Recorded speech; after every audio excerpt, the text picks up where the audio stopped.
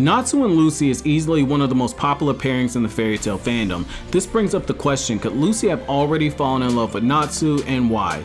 Well, in today's video, I plan to look at just that. From a craft perspective, the Nalu pairing makes the most sense, given the amount of time that the two of them have together in the story, and the fact that numerous characters have compared the relationship to that of a boyfriend and a girlfriend. Lucy also fits the template for the classic female shonen love interest. Lucy is shown to be irritated by Natsu, often either shouting or hitting him to express her frustration, but she's also shown a moment of tenderness towards him. Some classic shonen pairings that have followed this template are Kenshin and Kaoru, Inuyasha and Kagome, Yusuke and Keiko, Renji and Rukia, and Sango and Moroku, and Bulma and Vegeta. In the special chapter that was released in volume 10 of the fairy tale manga and was very loosely adapted in the anime during episode 50, Hiro Mashima gives several obvious nods in the direction of Lucy having feelings for Natsu, though she's clearly conflicted when it comes to them. Lucy directly states that she isn't confused when it comes to Natsu,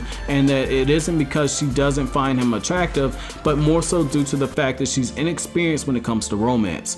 From the cover page, we can see right away that Lucy does indeed have the seeds planted in her mind about seeing Natsu in a romantic light. On the cover, we see Lucy topless, covered only by the heart-shaped pillow that has the words heart key stitched onto it. Having Lucy shown in that way, holding the key to her heart tightly and drawn with a very vulnerable expression on her face, symbolically shows her fear of being hurt. It isn't uncommon to worry that the person you give the key to your heart to could indeed one day crush it.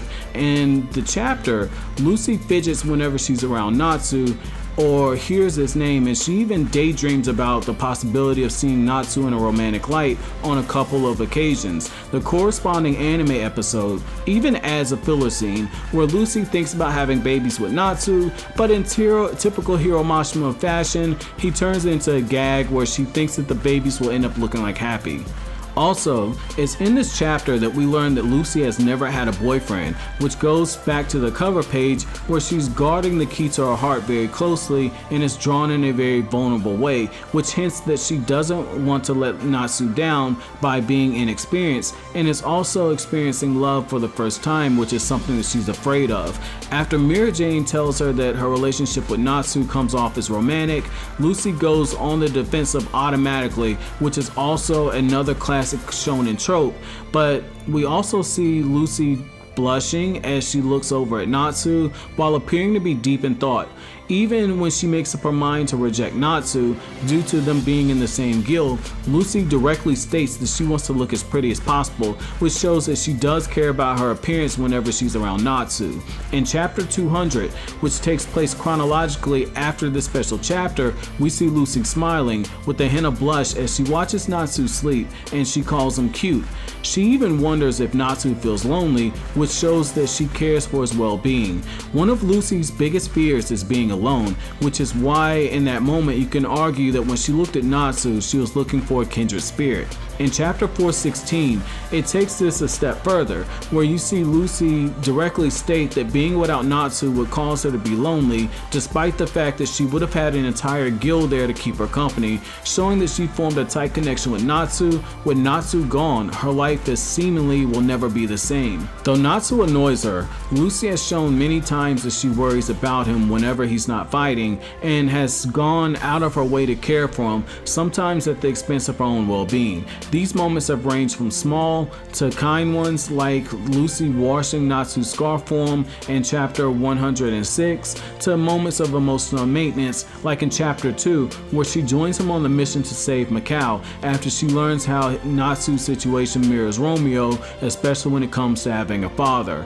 Hiro has used on more than one occasion classic shonen tropes, like having the female love interest hug the male from behind to calm down the anger inside of him, like she did in chapter 174 back during the Edelus arc, and again during the Grand Magic Games. A better example comes in chapter 247 and chapter 248.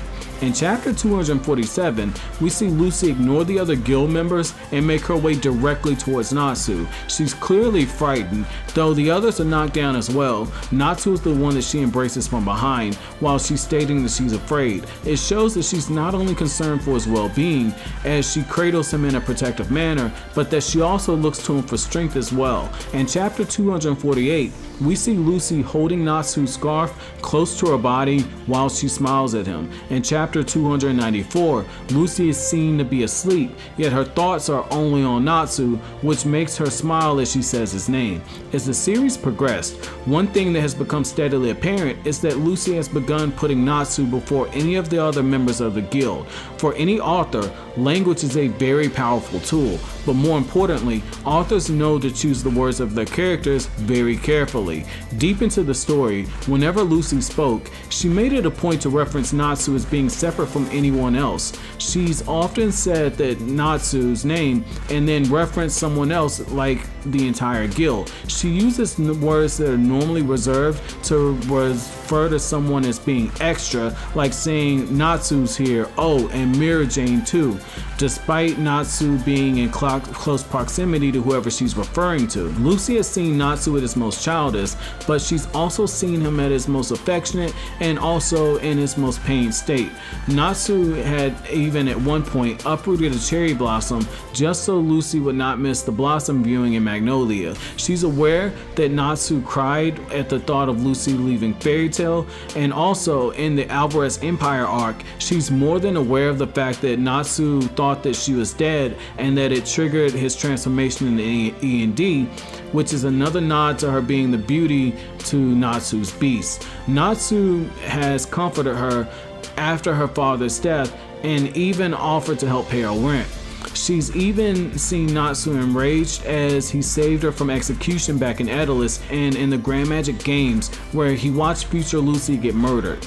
A year after the guild get disbanded, it was Natsu who came back to her and took her on the journey to bring her back to Fairy Tail. With Fairy Tail so close to ending and the main pairings all but wrapped up, one question that still remains is the love triangle between Lucy, Natsu, and Lisana. So what did you guys think? Is it possible that Lucy has feelings for Natsu but isn't fully aware of them yet? Let me know down in the comment section below. Thank you so much for watching this video. I know it's a bit longer than my usual videos, so thank you for watching to the end. Have an awesome day, guys.